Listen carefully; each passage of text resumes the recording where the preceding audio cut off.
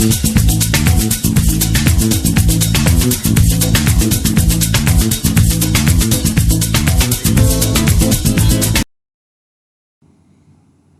दोस्तों, सी लैंग्वेज के एक नए वीडियो में आपका स्वागत है।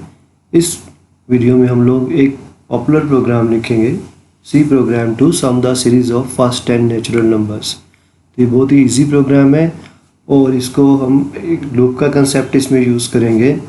तो बहुत सारे एग्ज़ाम्स में भी पूछा जाता है, वाइवास में भी पूछा जाता है। तो एक शॉर्ट वीडियो में आप ये सीख पाओगे कि इस प्रोग्राम को आप लोग कैसे लिख सकते हो। तो नेचुरल नंबर्स होते हैं, जैसे 1 से शुरू होके आप आगे जितना मर्जी आगे तक जा सकते हो। तो 1 2 3 अप टू 10 तक के नंबर्स को आपको इसमें ऐड करना है। तो सबसे पहले मैंने लिख लिया हैश इंक्लूड stdio.h, फिर वॉइड मेन। अब मैंने एक आई वेरिएबल ले लिया है जिसको एज ए इंट डिक्लेयर किया है और एक सम करने के लिए एस वेरिएबल लिया है। कभी भी सम ऑफ सीरीज़ करना हो उसमें जिसमें आप उसका आंसर लेना चाहते हो, जैसे इस पर्टिकुलर केस में हम एस में आंसर स्टोर करेंगे, तो उस वेरिएबल को आपको 0 इनिशियलाइज करना चाहिए। फिर मैंने एक वाइल लूप लगाया। वाइल में मैंने कंडीशन दे दी है while i is less than और इक्वल टू 10, ताकि ये लूप 1 से लेके 10 तक इटरेट करे। लूप बॉडी के अंदर हमने स्टेटमेंट दे दिया s is equal to s plus I. s की इनिशियल वैल्यू 0 है और i की इनिशियल वैल्यू 1 है। तो s की इनिशियल वैल्यू यानी अगर जब लूप फर्स्ट टाइम इटरेट होगा तो s is equal to 0 plus 1, s में 1 स्टोर हो जाएगा। i की वैल्यू हमने लिखा i प्लस प्लस, तो 1 से वैल्यू 2 हो जाएगी। तो ये लूप बॉडी बार बार रिपीट होती रहेगी। फिर अगले इटरेशन में i की वैल्यू 2 हो जाएगी, तो s is equal to s की पुरानी वैल्यू यानी जो भी हमने 1 कैलकुलेट किया 1 प्लस i की नई वैल्यू 2, तो s की नई वैल्यू हो जाएगी 3। तो इस तरह से लूप बॉडी बार बार रिपीट होती रहेगी। i की वैल्यू 1 से लेके 10 तक आगे बढ़ती रहेगी और हमारे जो आंसर है इंक्रीमेंटल वे में s में स्टोर होते रहेंगे। अब हम लूप बॉडी के बाहर आके s की वैल्यू को प्रिंट कर देते हैं। तो प्रिंट एफ में मैंने एक मैसेज भी कर दिया, print sum of first 10 natural numbers is equal to %d, ताकि आउटपुट जब आए तो स्क्रीन पर आपको ये पता लगे कि आपका प्रोग्राम का आउटपुट क्या है। तो एक मैसेज दे दिया, साथ में जो भी सम कैलकुलेट होगा फर्स्ट 10 नेचुरल नंबर्स का वो s के थ्रू आपका प्रिंट आउट में आउटपुट कंसोल पे आप देख पाओगे।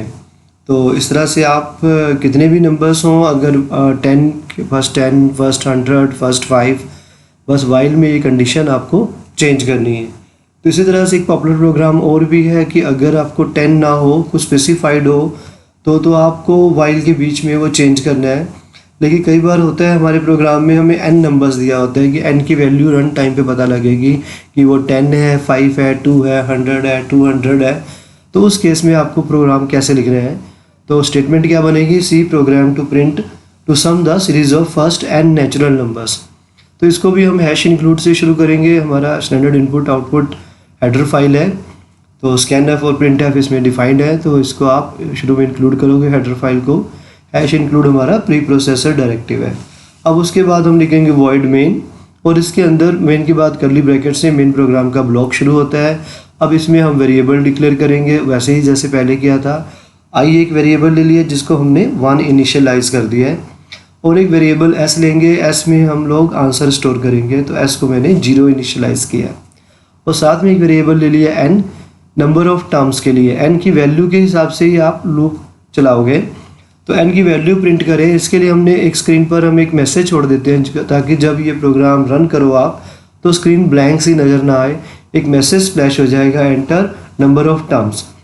इस मैसेज के बाद आप एक स्कैनएफ दोगे। स्कैनएफ के में आप n की वैल्यू को रीड करोगे। तो स्कैनएफ में हम फॉर्मेट स्ट्रिंग देंगे %d, क्योंकि n एक इंटीजर है, तो %d फॉर्मेट स्ट्रिंग होता है इंटीजर्स का, और $n लगाकर इस वैल्यू को हम लोग रीड कर लेंगे।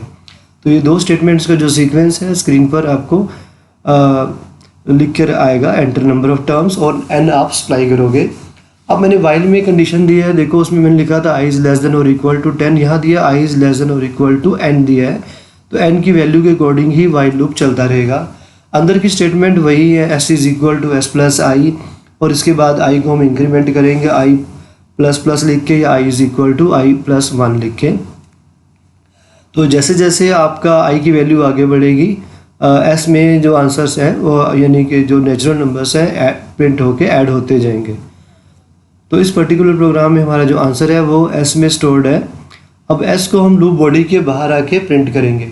आप ध्यान रखें कि जब भी इस प्रोग्राम में या अभी इसके पहले जो मैंने प्रोग्राम बताया है, तो आंसर को आपको लूप बॉडी के अंदर नहीं प्रिंट करना, नहीं तो इंटरमीडिएट रिजल्ट्स भी स्क्रीन पर आते रहेंगे। इस पर्टिकुलर केस में आपको क्या करना है, लूप बॉडी के बाहर आके आपको एस की वैल्यू को प्रिंट करना है। तो हमने दे दिया sum of first n natural numbers is equal to percentage d s. तो इससे आपका जो आउटपुट है एस में जो आपने वैल्यू स्टोर कैलकुलेट की है वो प्रिंट हो जाएगी। तो आप एक बार फिर से देख लो, वॉइड मेन लिखा है, उसके बाद हमने वेरिएबल डिक्लेरेशन दिया है और एक प्रिंट एफ दी है एंटर नंबर ऑफ टर्म्स के लिए, और एन की वैल्यू को रीड कर लिया है। और वाइल स्टेटमेंट में हमने कंडीशन इनिशियली ट्रू दी है, यानी एन की वैल्यू जो भी होगी उसके हिसाब से पता लगेगा कंडीशन इनिशियली ट्रू होगी या नहीं होगी। तो वाइल की बॉडी के अंदर हमने दोनों स्टेप दिए हैं, एस को कैलकुलेट करने का भी और आई के लूप को आई की वैल्यू को चेंज करने का भी। तो लूप बार बार इटरेट होता रहेगा, आंसर एस में आके स्टोर हो जाएगा। तो ये था एक छोटा सा program, C program to sum the series of first n natural numbers. इसके पहले हमने किया है sum of series of first 10 natural numbers. तो दोनों ही लगभग सेम है, वहाँ हमने वाइल में 10 तक दिया था लूप, इसमें एन तक दिया है। तो वीडियो अगर इंफॉर्मेटिव लगा है तो आप इसको शेयर करें और चैनल को सब्सक्राइब करें। Thanks for watching this video.